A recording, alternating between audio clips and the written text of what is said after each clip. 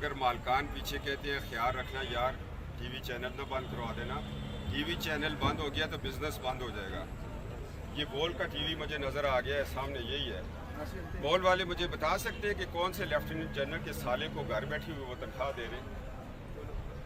یہ تو حالت ہے میڈیا کی یار۔ یہ لوگوں نے اے آر وائی آ گیا، ایکسپریس آ گیا، ڈان والوں کی تو میں بڑی عزت کرتا ہوں کہ قائد اعظم کا ڈان ہے، جنرل اے آر وائی سونے والوں کا ہے، سما جو ہے وہ ایجنسیوں کا ہے، 92 جو ہے وہ میرے ایک جسٹس نذیر صاحب اس پہ بیٹھتے ہیں، اس لیے میں اس کی قدر کرتا ہوں کہ حضور کی شان بیان ہوتی ہے۔ اور مجھے وہ مجید نظامی نہیں نظر آ رہے، سر دنیا نیوز بھی ہے، کدھر ہے دنیا؟ یہ میاں عامر صاحب کا ہے، مگر ان کا ساتھ ساتھ ٹی وی چینل بھی ہے، ایک بہت بڑا بزنس بھی ہے۔ میاں صاحب بہت شریف النفس انسان ہے، مگر کیا کریں یار، اس ملک میں جہاں آئین ٹوٹ جاتے ہیں، جہاں CRPC کے دفعے لگ جاتے ہیں اور آرٹیکل نہیں لگتے، تو وہاں تو پھر ایک ٹی وی چینل گورمے والوں کا بھی ہونا چاہیے تھا۔ ہاں انہوں نے بھی تو بسکٹ بیچتے ہیں، ڈبروٹیاں بیچتی ہیں، تو کچھ تو چینل کے ذریعے۔ او بھائی یہ صحافت نہیں رہی، کاروبار کا کور ہے، یہ کنسلٹنٹ مقرر کر دیے ہیں۔ مگر پھر میں آپ لوگ جو 20,000 25,000 3 مہینے تنخواہ نہیں، میں اس لیے آپ کے لیے آ کے کھڑا ہوتا ہوں کہ آپ کی کوئی پروگرس شو ہو، آپ کو پتہ چلے آپ نے کام کیا۔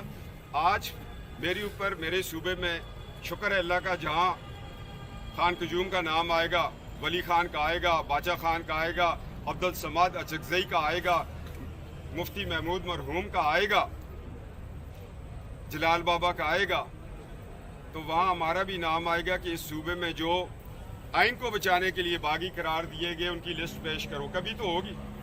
اگر باچا خان کی قبر پر آج فخر افغان لکھا گیا ہے، ایوب خان کی قبر پہ تو کوئی فخر شکر نہیں لکھا ہوا۔ اس وقت میں گیا تھا، ادھر تو گھاس ہی لگی، اتنے بڑے بڑے درخت ہیں۔ عمر ایوب صاحب کو پتہ ہی نہیں ہے میرے دادے کی قبر کہاں ہے۔ یہ مکافات عمل ہے کہ نسلوں کو پتہ نہیں ہے۔ دادے کا ٹرک کے پیچھے ایجنسیوں نے پیسے دے کے تصویریں بنوا لی ہیں ایوب خان کی، مگر پوتوں کو پتہ ہی نہیں ہے قبر کہاں ہے۔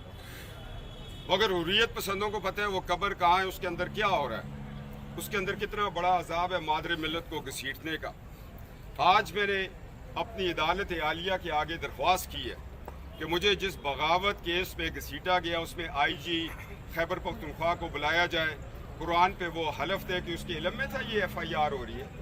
ایک معصوم سا سیکٹر کمانڈر کوئی ہوگا بیچارہ میری طرح گھر سے بس پہ بیٹھ کے آیا ہوگا، کمیشن لیا ہوگا، پھر اس نے محنت کی ہوگی، وہ اسٹاف کورس کیا ہوگا، اس نے بھی ڈر کے مارے FIR کروا دیا۔ مگر سیکٹر کمانڈر کو میں معاف کرتا ہوں کہ ان معصوموں کو یہ نہیں پتہ ہوتا، ان کو مشرف کہتا ہے چڑھ دوڑو پرائم منسٹر ہاؤس پہ، آئینی وزیر اعظم کو گرفتار کرو، ٹی وی چینل بند کر دو، آئین توڑ دو۔ یہ مجبور ہوتے ہیں بھائی، اصل مجرم ایک ہوتا ہے جسٹس وقار، تمہیں خدا عرشوں کے بھاگ لگائے، تمہاری قبر کو روشن کر دے۔ تم نے ہمارے صوبے کا نام رکھا، عدالت عالیہ کا نام رکھا، اس نے کہا کہ آئین کا باغی اگر زندہ نہیں آتا، جب مردہ آئے تو اس کو ڈی چوک میں لٹکا دے۔ انشاءاللہ تعالی جسٹس وقار سیٹھ مرحوم محافظ آئین پاکستان تمہاری خواہش ہم پوری کریں گے۔ مشرف کی ڈیڈ باڈی کو پاکستان نہیں آنے دیں گے، اس کو اس پاک سرزمین میں دفن نہیں ہونے دیں گے کہ وہ اس سرزمین اور اس کے آئین کا باغی تھا، باغی ہے، اس کو مطلوب ہے۔ میں معصوم اور غلام میڈیا کو سلام پیش کرتا ہوں۔